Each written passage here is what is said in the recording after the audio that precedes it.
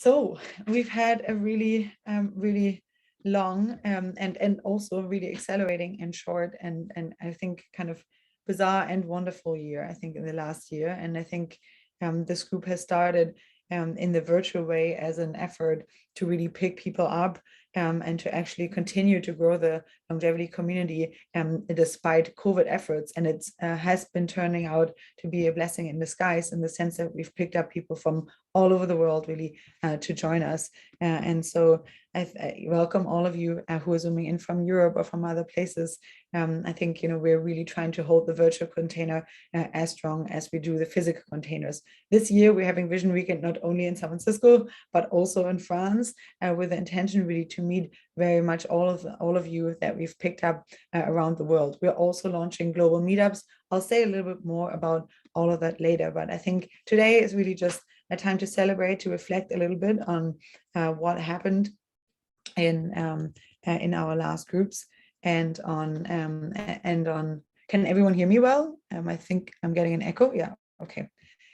On what happened this year and on how we can even level it up a notch in the next year.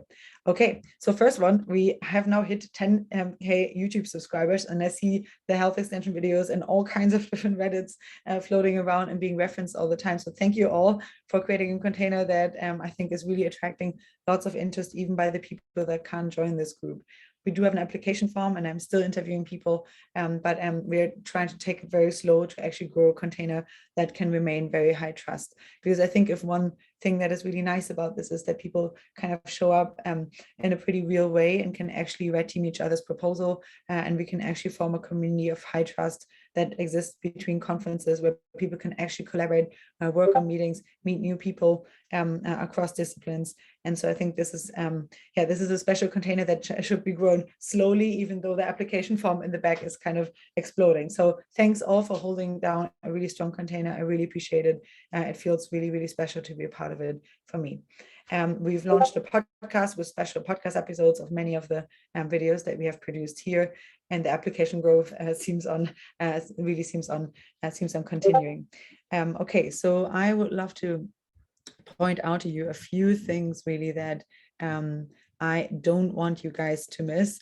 And so if you are interested in just what have we done in the background, if you just really want to know a little bit of a background of what has this group actually been up to, then I really welcome you to check out our seminar summaries. So we have had fantastic note takers in the back that have actually taken notes on every single seminar that we had today.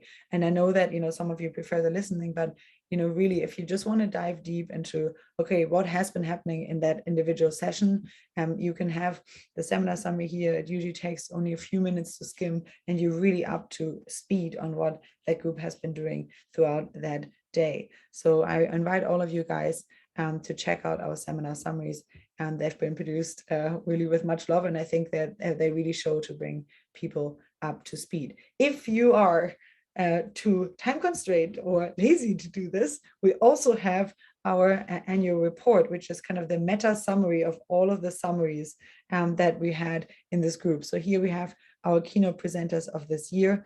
And if you scroll down, the table of contents already gives it away. Each of those brings you to the actual long summary. But if you just want to take a bird's eye view of all of the things we've been doing this year, it almost seems like it's been forever and a day ago that we had Jean-Hubert presenting in March. But this was all one year. So if you want to get a bird's eye view and really know what we've been up to, then I welcome you to check this out. And again, every one of these links you directly to the actual seminar summary for the deep dive in this session. So we've done really good note taking for all of you guys that can't join us for every single session. I don't blame you. I'm here, but you also guys have other things on your mind. So thank you everyone for joining these seminars and for making it so worthwhile to do. In the next year, we'll be continuing these seminars, but in addition, we now have a little bit of a hypothesis that we use to really move about our technical seminars. And so here in the back end, as we've been going through the seminars, we've had note takers actually come up with a bit of a hypothesis of what are still undervalued areas that we want to look through in the next year. And so that's our longevity technology report. I'll share all of the links in the Zoom in a second. but basically someone went through and was just like, okay, what are the different areas? How can we order them in a better way? What is an actual hypothesis that we can use to generate our technical meetings in the next year? And so if you're interested in this report, 166 pages long, it is a review of individual areas, of the history of each individual area, of a few organizations already working on this, and a few citations, and so forth. But the idea is that we use this as a hypothesis. In the next year, we're inviting technical domain experts in these areas to really just zoom in on a few areas, and then over time build out this report. In addition to that, I think, as I appreciate, many of you are pretty busy, and I think one thing that is always bad about reports is just that people don't really have the time, and also for new people in the space, it takes a long time to actually familiarize themselves with what the reports are saying and how different areas interrelate. That's why in the back end, we are, as a note-taking advice, also building out a technology tree. And so this one is a V00000001. Most of it on there is obviously wrong, but we're trying to create a prototype by which we can show the work that you guys are doing really in a better way. And the idea is that eventually, right, you can zoom in on each of these individual nodes, and you get zoomed into a slide which shows the advocacy groups, labs, companies, and so forth working on this, and a more directed approach to the entire field. And so this, again, will start very slowly in the back end. We're building this out gradually, but the hope is that over time, we can actually come to an analysis of the ecosystem that allows new people that are joining these meetings all the time to just have a better overview of how different areas interrelate.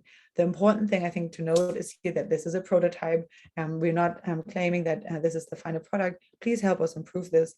I think that the value of this, rather than trying to get too deep into the nitty-gritties, is we just want to make it easy for people to figure out how their work relates to each other's work, and for new people in this space to figure out how to plug in. And we're not only doing this in our biotechnology group, but we're doing this in our molecular nanotechnology group, in our neurotechnology group, in our computing group as well. And the idea is that over time, these groups and these technology trees can really merge and intersect. Okay. So one final thing is, we have also, in addition to our technical work and to our technical seminars with all of you guys, been supporting a few people specifically that we just had a hunch that are doing really fantastic work. And so we had an incredible fellowship this year. And so our 2021 fellows, I'm not sure if they're on the call, but if you are, Stephen, Melina, JJ, you've been doing really fantastic work. Stephen's presentation, I think, was the last one before Vision Weekend, and it really blew some people's minds. I don't think I've ever received as many emails afterwards after his session of just like, can you please put me in contact with this person? So thank you, Stephen, for this. I think it was really quite mind-melding. And because our fellowship was so oversubscribed this year, we also had a health extension accelerator. And so we have our accelerator projects, I think here, I think Daniel Eves and Emil, you both joined. I'm not sure if Jean-Hubert is already up. I still had him on the meeting here, but Emil and Jean joined at Foresight's Vision Weekend in San Francisco. We're on panels there, but I just really want to give a really big shout out to Daniel Eves, to Jean-Hubert, and to Emil Kenziora for their fantastic work. And I want to give out a big shout out to all of our mentors for supporting those guys.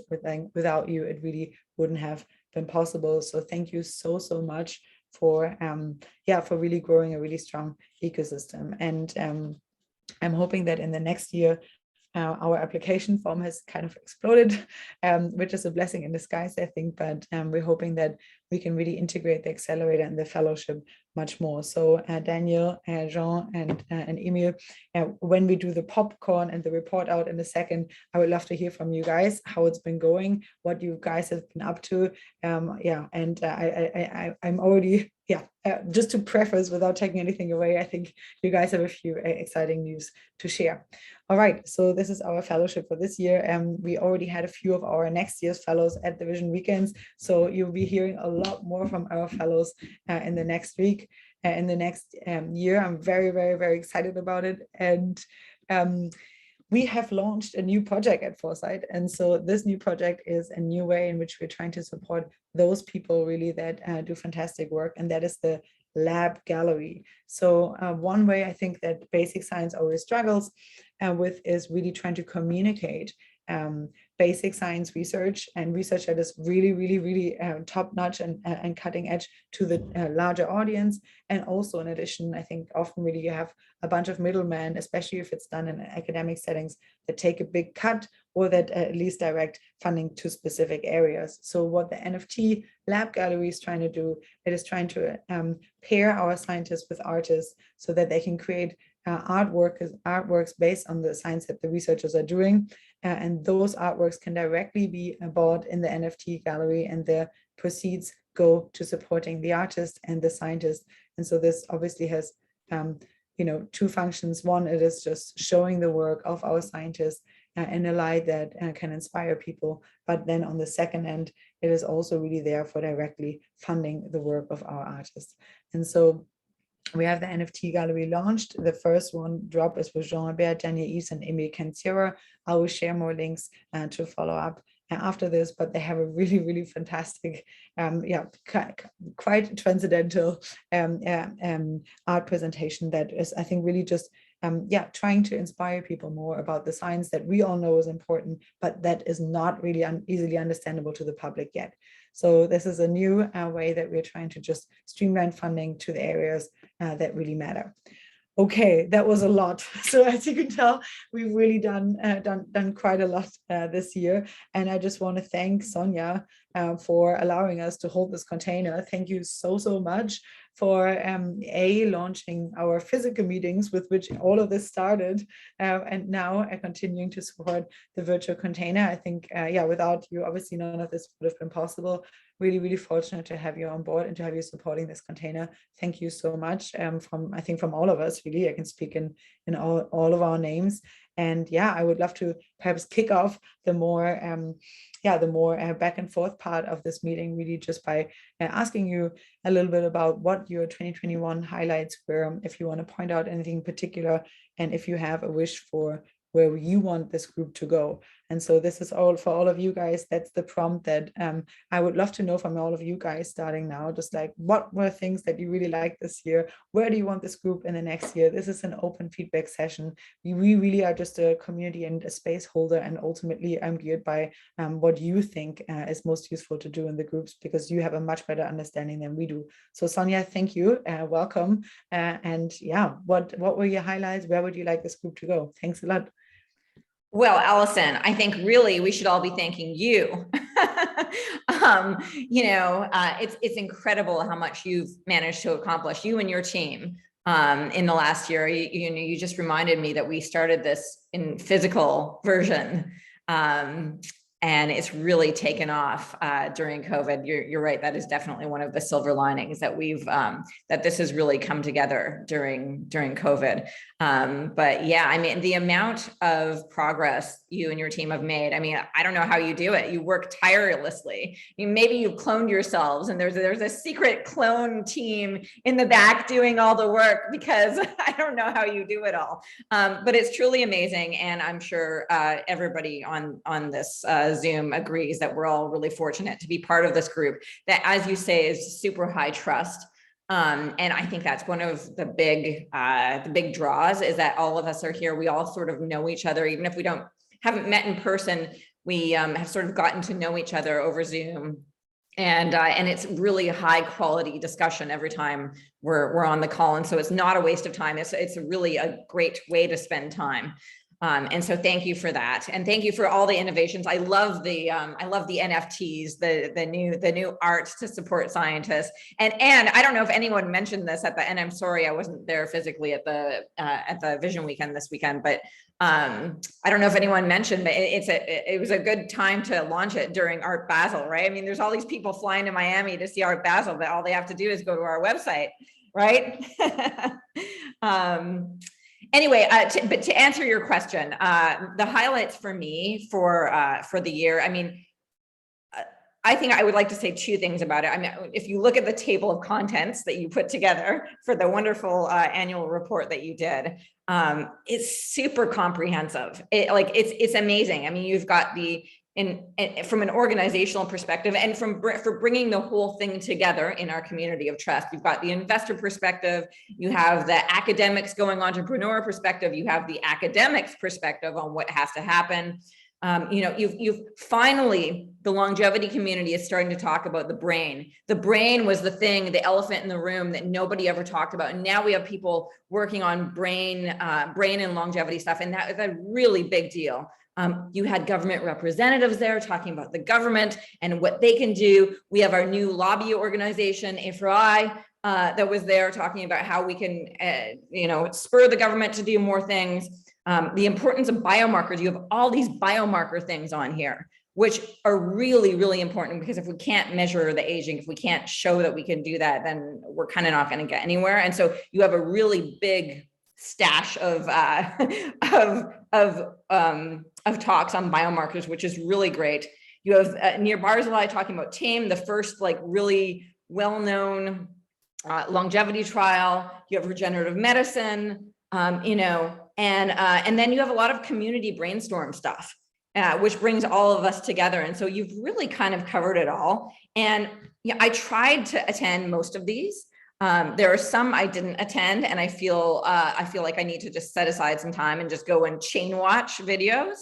But out of the ones I did see, the highlight for me, and I don't know what other people have to say, I'm curious to see what other people think, but the highlight for me was the one on the Duke University people who were doing the pace of aging biomarker, because, we've got all these methylation clocks, but they seem to be kind of like more of the snapshot in time, and the pace of aging was sort of this more longitudinal thing. And the big takeaway from that is that they were arguing that we need to start measuring aging in young people, and that they could see differences between people, differences in how people aged, even at young ages. And it just goes to show that aging starts way, way before anyone thinks it starts. And that has such huge implications for everything, for where what the industry should be doing, how people should be thinking about this, and all of those kinds of things. So for me, that was the best talk that I attended. I'm sure they were all really, really good. I mean, don't get me wrong, but that one was the one that really stuck in my mind. So sorry, that was a really long answer to your question.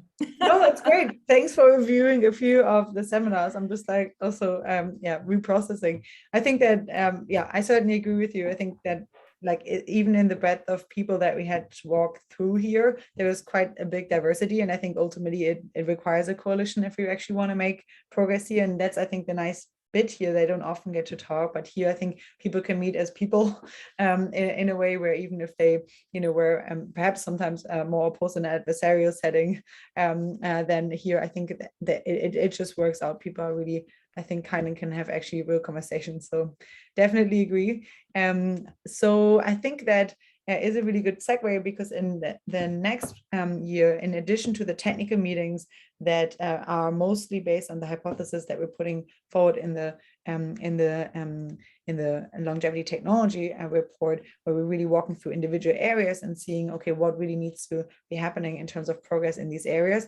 In addition to these technical meetings, which we're continuing, so don't worry, the technical meetings will continue as they are. In addition to that, we're launching sub meetings.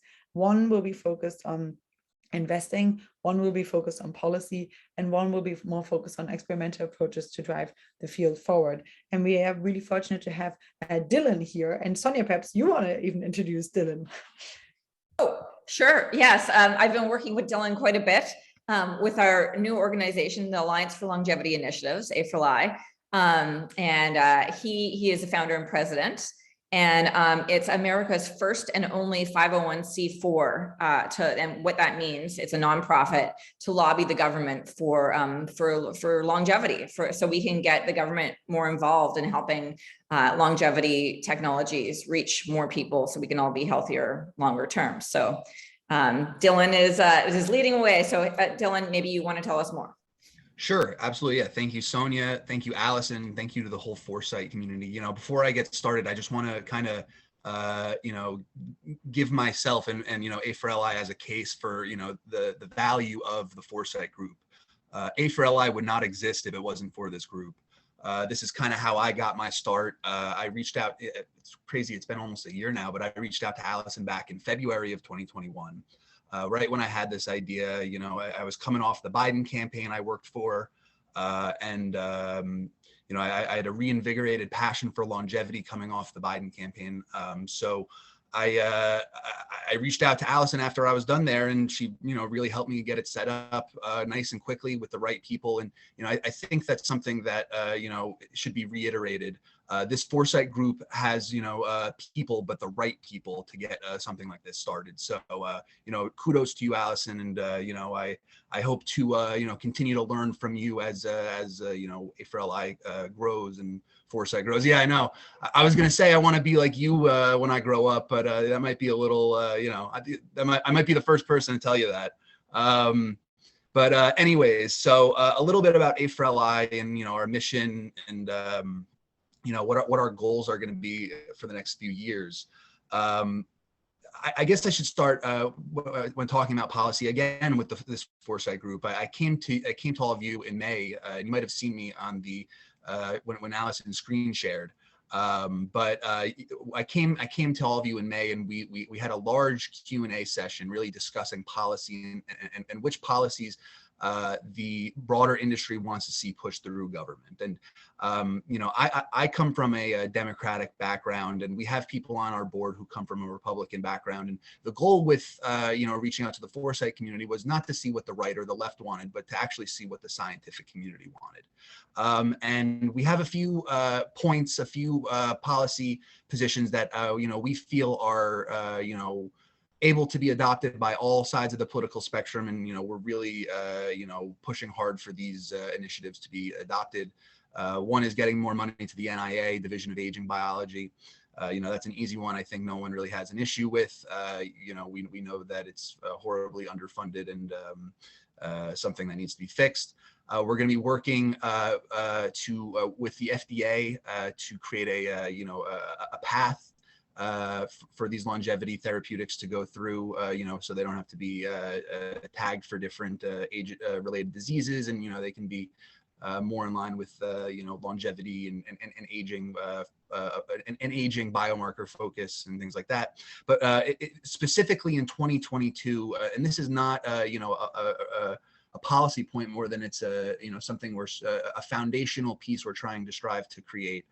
We're looking to set up our longevity caucus, which, you know, as I'm sure many of you know, a caucus is like a group of lawmakers who come together with a common interest in a topic.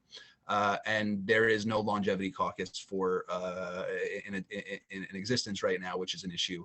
And if we want to be pushing through policy for the next, you know, decade plus, for however long it takes to hit longevity escape velocity, because, you know, once that's done, this organization isn't too useful anymore, right?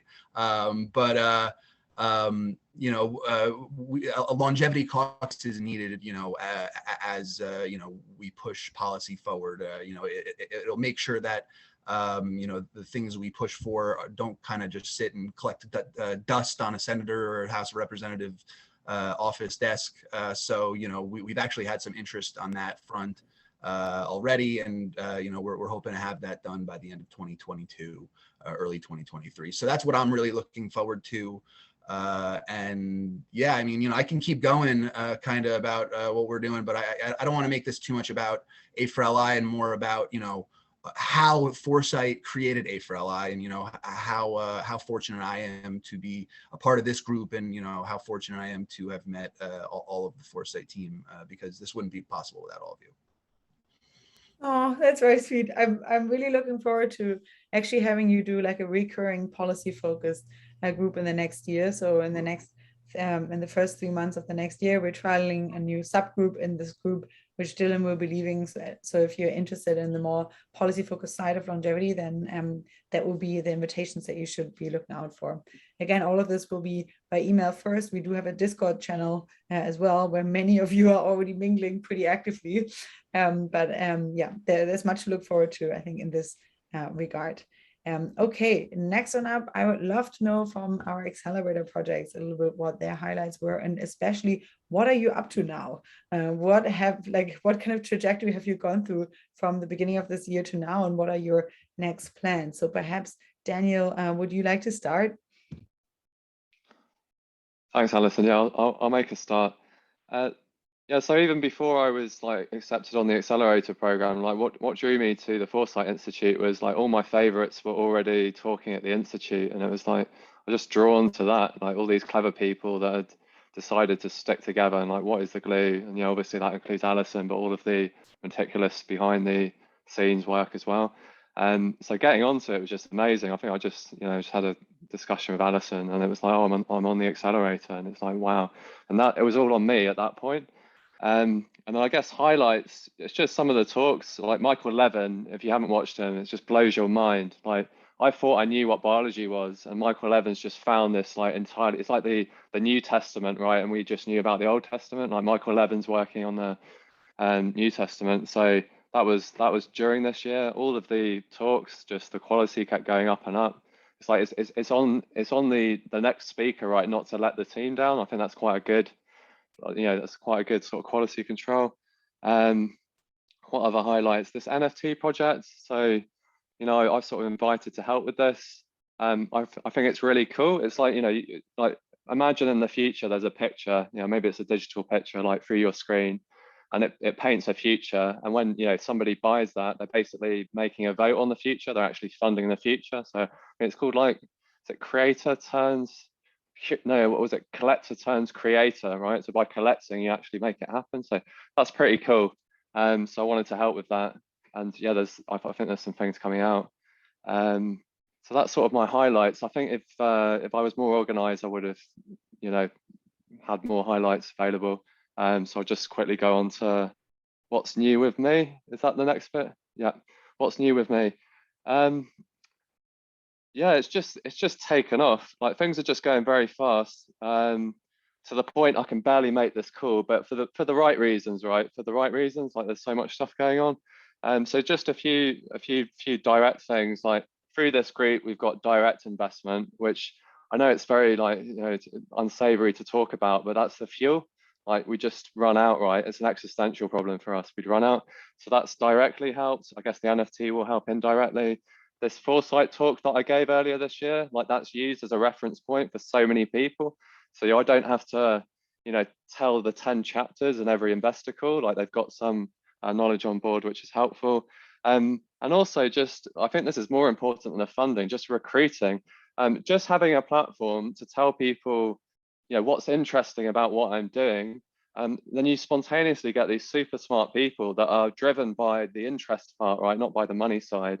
And so I think a few of the people that have joined us, I'm not 100% sure if it was a Foresight talk or it was something else, but like these people are like super, like they've got superpowers, right? And there's this guy who's doing graph neural nets, and it's just incredible. Like this sort of stuff he's showing us, it looks like alien pictures or something, right? And I'm barely keeping up.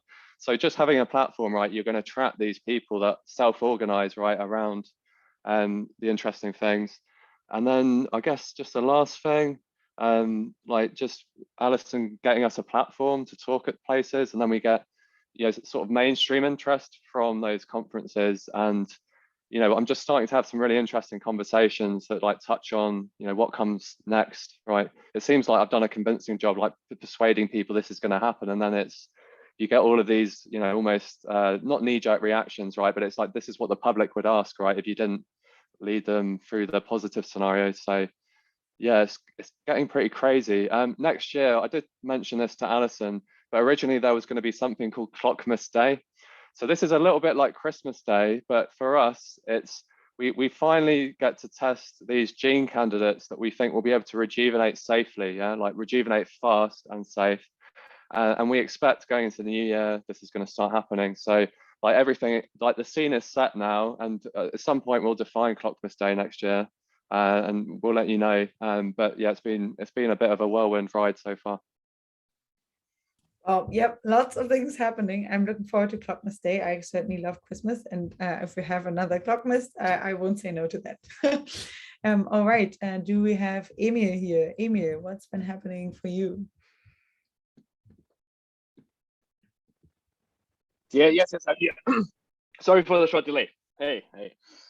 Yeah, so I mean, this year was kind of our first full real year of activity, right? So we started with all of our marketing activities in January. So before that, it was mostly building up. Now this year was kind of, getting more real. So it has been absolutely awesome to what happened this year. Also, of course, partly supported by Foresight Institute. So, I mean, we did something in Berlin, right? We did online talks. So all of that helped a lot with building new connections. And as I said before, we're more and more now reaching out to the US as well, which of course is also a great platform. And I'm actually still in San Francisco, and we'll head to a few more locations in the US to move over to the US a bit from Europe. And of course, especially since with the cryopreservation and biostasis topic that we're working on, which of course, even in a group that is very much into longevity, might be slightly out of the ordinary, or not the absolute standard. It's very great to have a community of people who are very open to new ideas and kind of very open to first principle thinking and so on. Yeah, so last but not least, we're almost ready now with our research institute that we've been building in Switzerland for the last couple of I think a year or so. So that's about to open. So this year has been a very, very active year, and I think next year will be the one where we will have more information about understanding if this is really a thing that you can do. With more interest from a larger audience that we of course hope there is in a more general population sense, to get people more interested in that topic. So yeah, thanks a lot, Alison, and everybody else who was involved in organizing this year's conferences and meetups and so on, and of course also Vision Week. Yeah, I'm very much looking forward to be part of the community next year.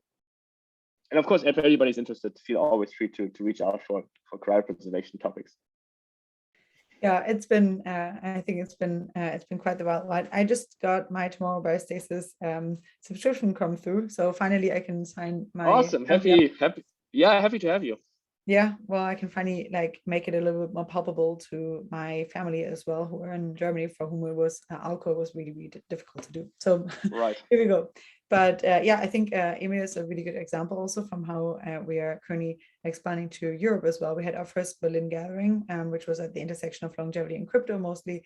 And in the next year, we'll be doing many, many more of those, including monthly meetups around the world that I'll share a little bit more in this chat. But basically on January 21st, we'll be meeting in San Francisco, LA, New York, London, Paris, Berlin, Stockholm, and a few other people with organizations. For example, Jean, who was also an Accelerator project winner, he will be doing the one in New York. So we just partnered up with a few aligned organizations. So from now on, wherever you are, hopefully there's at least some kind of Schelling point that you can physically attend.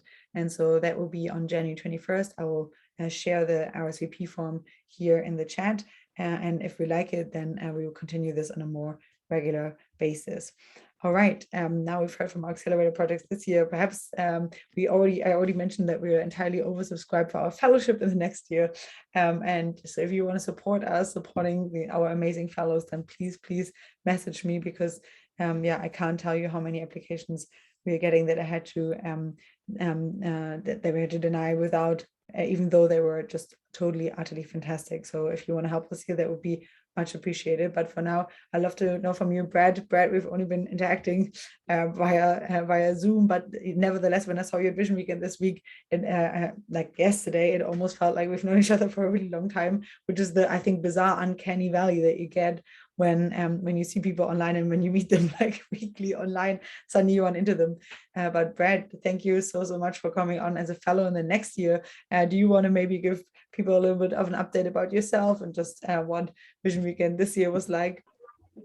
Yeah, sure, absolutely. So I'll start with the background of what I've been working on and then segue into what would have been an excellent segue to what you're talking about with regards to meeting these people and having just a completely incomparable experience compared to what you see when you do an internet search and finding really people across the world that have been dreaming and working on what you've been dreaming and thinking about for however long. But for me, it's been 6 years that I've been looking at self-extension and looking at categories that exist and thought have been, the entire length of my career in life working on one specific subset of it, and then, hear a publication from someone who finally cracked, the other side of this massive, difficult problem that is age-related diseases, and the prophylactics or previous steps that we can take to prevent them before or during. But the ability the opportunity, I'll start with first, that I've gotten recently was to work in DNA methylation clocks and bring those to the general public in an affordable way. I'm also interested in epigenetic rejuvenation, or just cellular rejuvenation, as Daniel Ives mentioned. But to really hone in on some of the recent experiences that have happened this Vision Weekend specifically, I just want to point out and highlight that the ability to meet with people in person that, again, you've seen as talking heads, but still images from the internet search or just known about from their work, and just have a real personal experience with them and realize that they're people that have just been, again, dreaming and working about something similar or completely differently related to what you've been up to, but somehow there's a connection, has been invaluable. Sounds like a pithy and trite way to even put it, but that's precisely what it was. I can't describe how incredible and amazing and the shot in the arm that that's been to just not have her an insularity sort of perspective on what I'm doing, to just see that like humanity, I'll say it that way, is also marching in that direction. Just inspiring is the beginning of what I'd say about that. Thank you. Thanks. Thanks a lot, Brad. Yeah, it was really lovely to meet you in person. I think just to give you like a little bit of an understanding of like what the hell it is that we have been doing at Vision Weekend. Basically, what also we're going to do in the next session with Reason, we've asked people to create an individual node of a technology tree of their choice, and every single speaker and every single one of our keynotes, fellows, and individual different areas have created a technology node in their area, and we've grown trees from those nodes in individual fields. And so we had a biotech tree, we had a molecular machines tree, we had trees in a variety of different technical areas. And then over the next year, we're hoping to seed these technology trees from there that actually allow people an understanding a little bit of what it is that other fields are working on. So I think for me, like, I think what makes Foresight and the group special is obviously, I think each and every individual group is really fantastic, but the best insights I always get when I have the bird's eye view of what all groups are working on, because I think ultimately our molecular machines group, which is more working on the nanotech, and will really merge more and more with our biotech group. I think they will ultimately really, like, the membranes will be very permeable over the long run, and I think that that's a long-term goal, and that is something that Foresight is good at, is just holding out a little bit the view side of how technology progress can go across disciplines. And so Vision Weekend was definitely a big silo burster. I will share the slides with you here in case you want to take a look at just what the hell it is that other groups have been working on.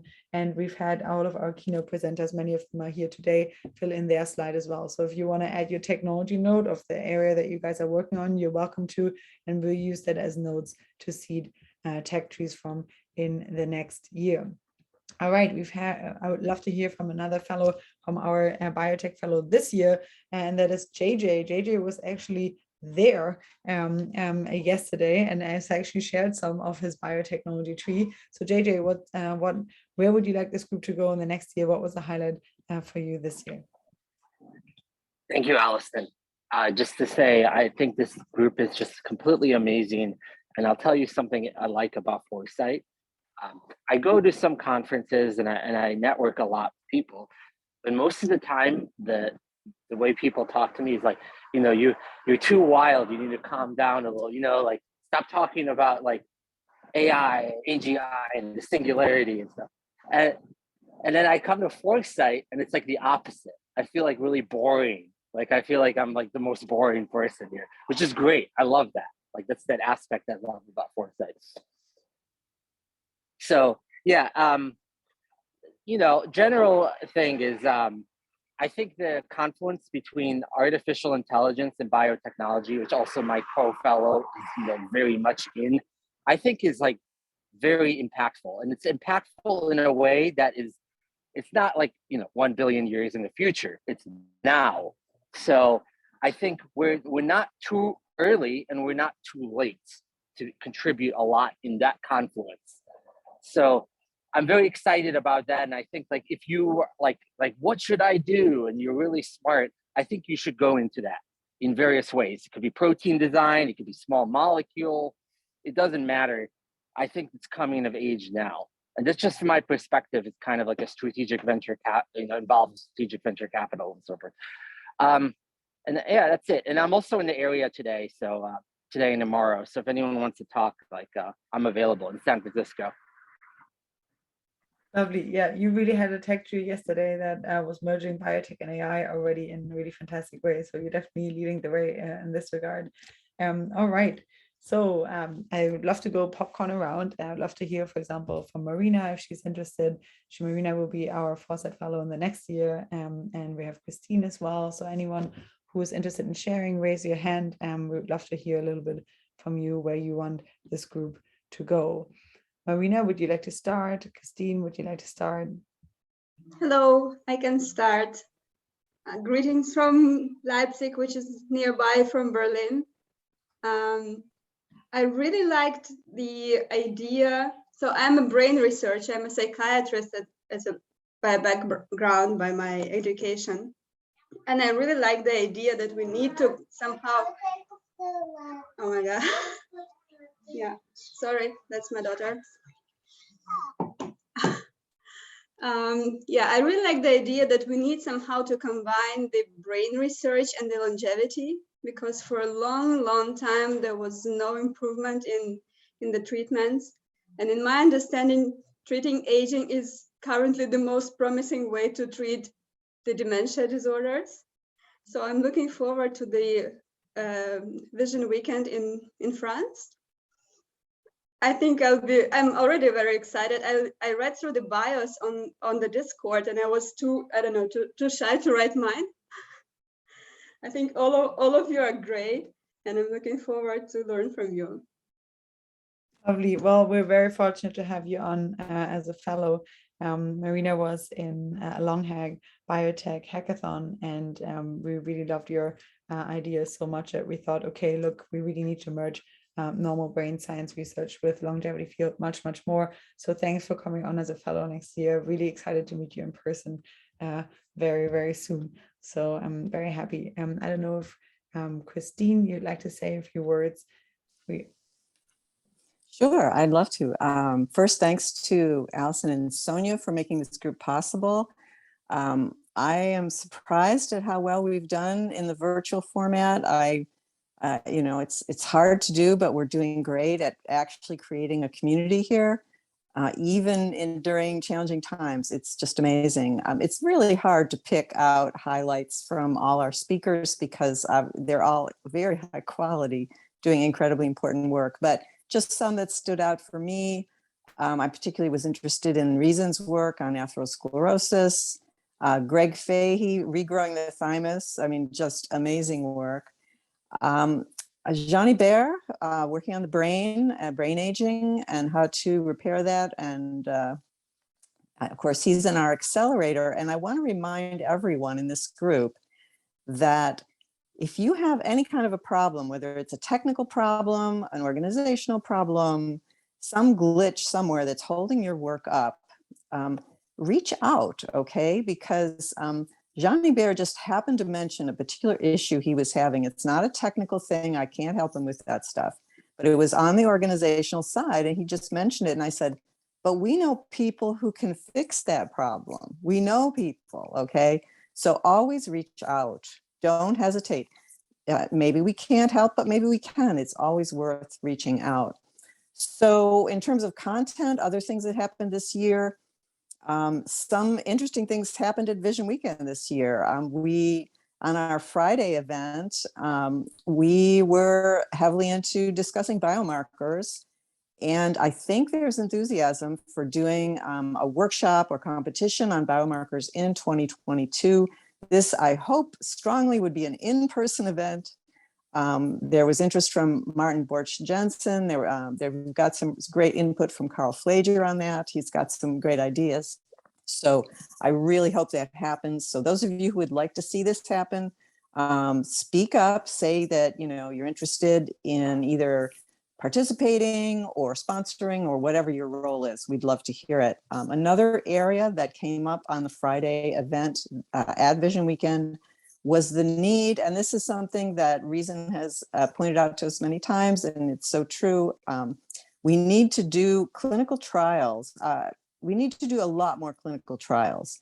And we can't count on big pharma to do it all, okay? And I know there are some groups that are working, but the FDA is kind of constraining. It makes it kind of challenging and expensive to do clinical trials. So a number of us have been saying, look, can't we do these things in a less expensive jurisdiction, in a less inhibiting jurisdiction?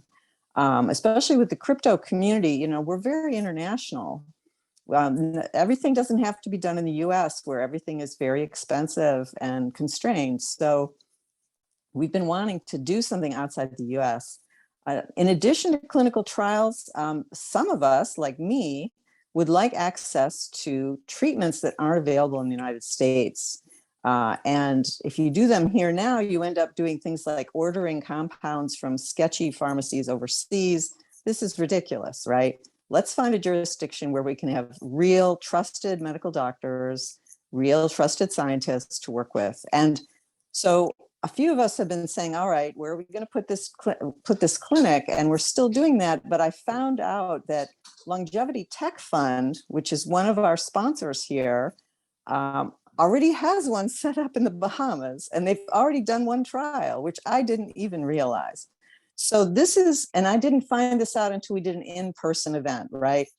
We've all done great online, but there's limits to what you can do online. There's nothing like sitting down with somebody face to face and finding out what the heck they're doing and where it overlaps with what you're doing. So I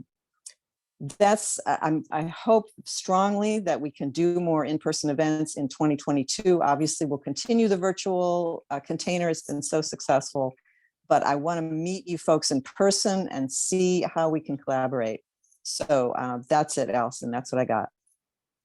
Thanks, that's a lot. And yeah, you gave two good, I think, segues into, yes, we are planning an in-person technical competition. So pre-pandemic, that's what Foresight was really excelling at. So we used to do lots of technical in-person competitions, usually using one technology to make progress on that of another. So we often had our molecular machines group and our atomic precision group come together with our longevity folks. And then the longevity people were like, okay, this is what we work on. Those are our problems that we're currently trying to solve. And then the molecular machines folks went in, were like, okay, here are the tools that we have. And then it was a hackathon for about 2 days. And so we used to do one, at least, often 2 of these per year. And we're bringing that back also in the next year.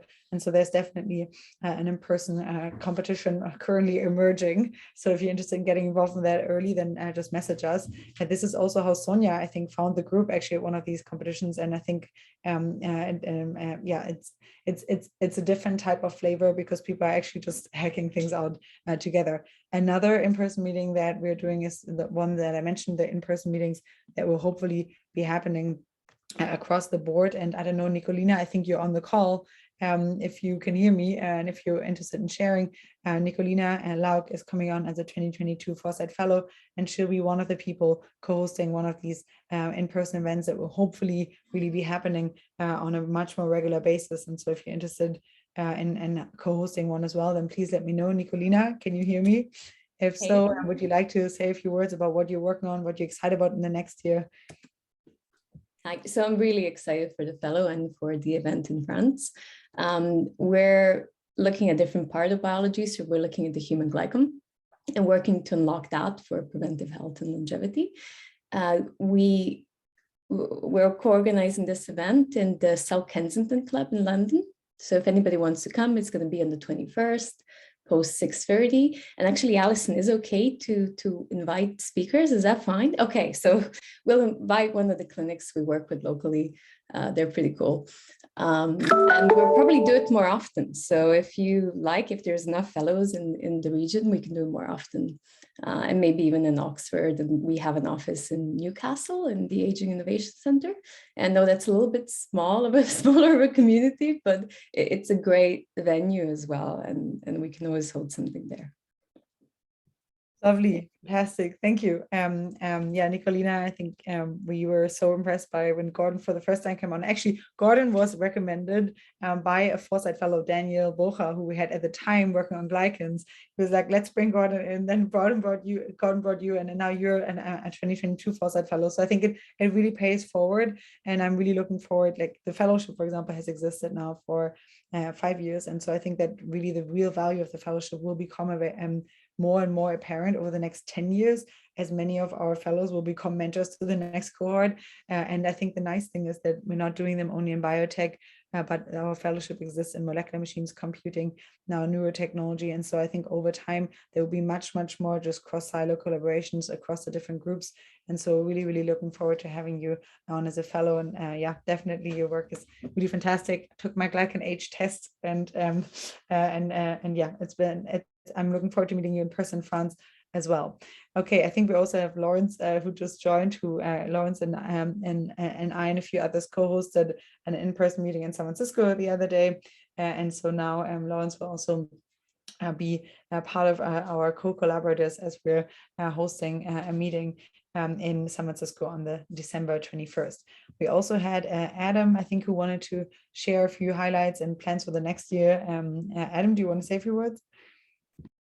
Sure. Yeah, thank you. So I really enjoyed mentoring this year. I worked closely with Daniel, as he kindly mentioned in the chat, and I helped Aaron King with the tech tree. We built a little proof of concept. I got to go back to actually designing a database, which I haven't done in years. So I really enjoyed that, like as a little side project. Regarding the coming year, my primary focus is addressing what I think is the elephant in the room, which is that there are untold billions, insane numbers of billions of dollars that are literally being set on fire all the time, treating the so-called disease of aging, which are nothing more than manifestations of aging itself in many ways. And really, as a species, we've hit a wall, and the systems that helped eradicate infectious diseases are just going to be of no use treating these problems. And so this is kind of like, I'd say, a collective insanity that's happening. And what we need to be doing is somehow find a way to increase the resources going to this category by about 100x as soon as possible. And that's really difficult. And there are a lot of things that are very strange. Like, for example, there are supposedly billions of dollars around for Altos and billions of dollars behind Evolution. And yet the TAME trial can't get funded for 6 years. How is this possible? What is going on?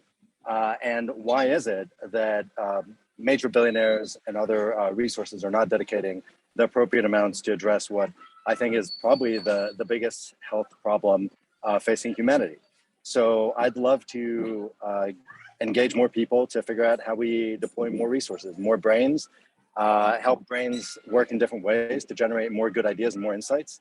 And of course, move the entire pipeline along from ideas and insights to interventions. That's it. Thank you. Lovely. All right. Well, lots to do here. Okay. Is there anyone else who'd like to share what you guys are working on, what you focus on in the next year, and where you want this group to go and to support you?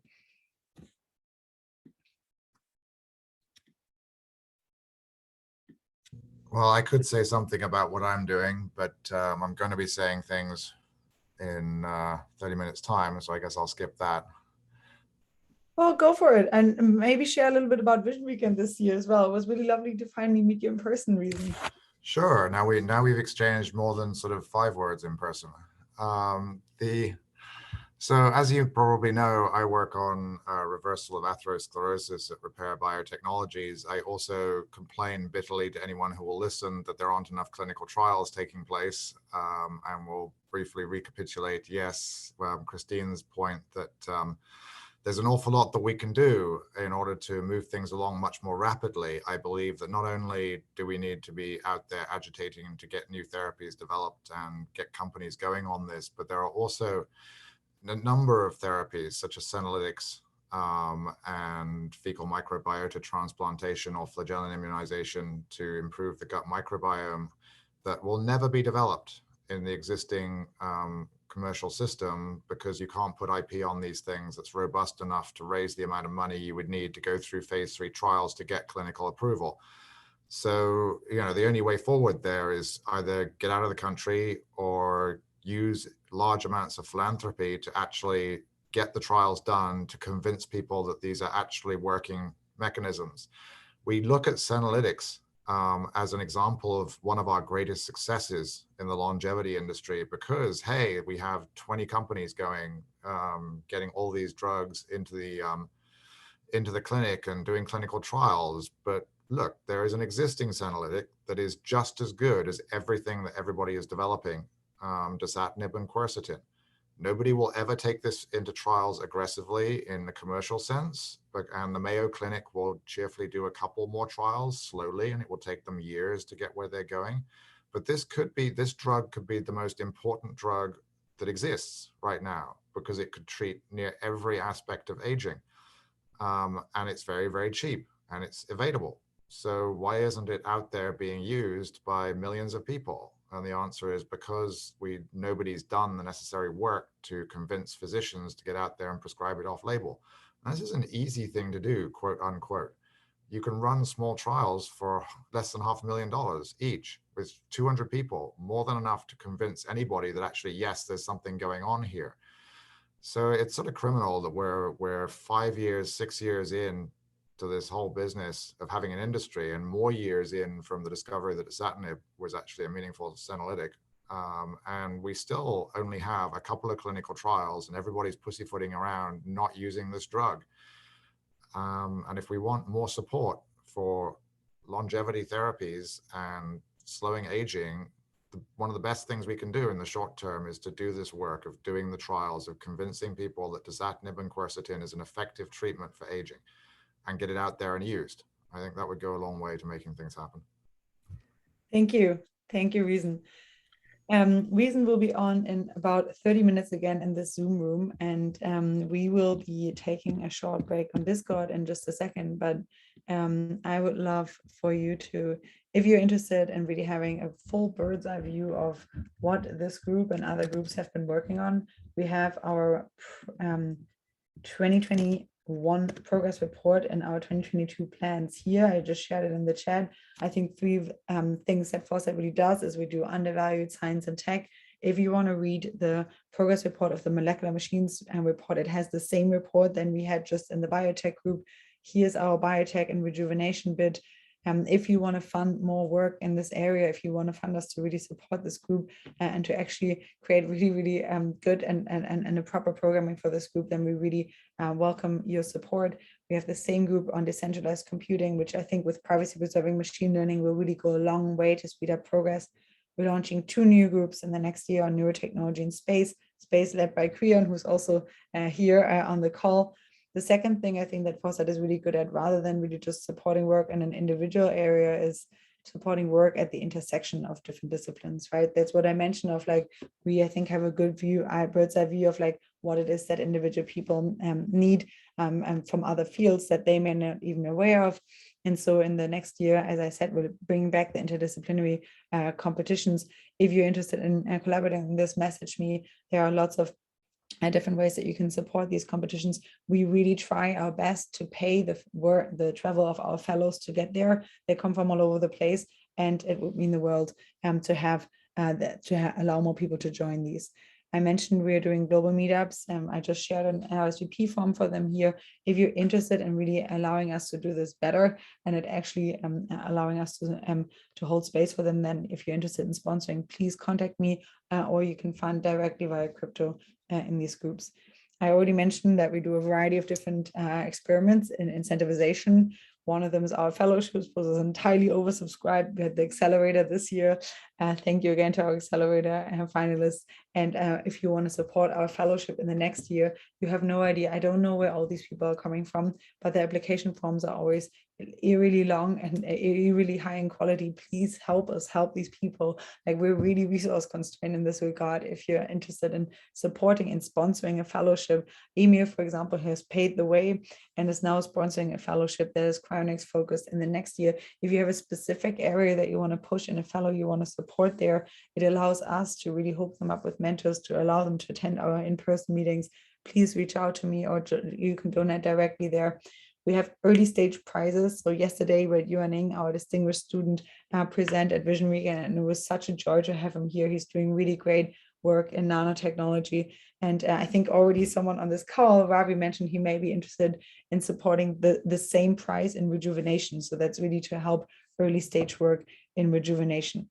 Finally, here we have the lab gallery, that is the gallery that is really trying to showcase people's work in a way where it's easily accessible to the public. And we're building out the technology trees. So everything on our technology trees can be found here. We have a first prototype, a white paper, and we're building a hackathon for only creating better tools, which allow you to actually crowdsource these trees and to crowdfund them, to actually put bounties on them.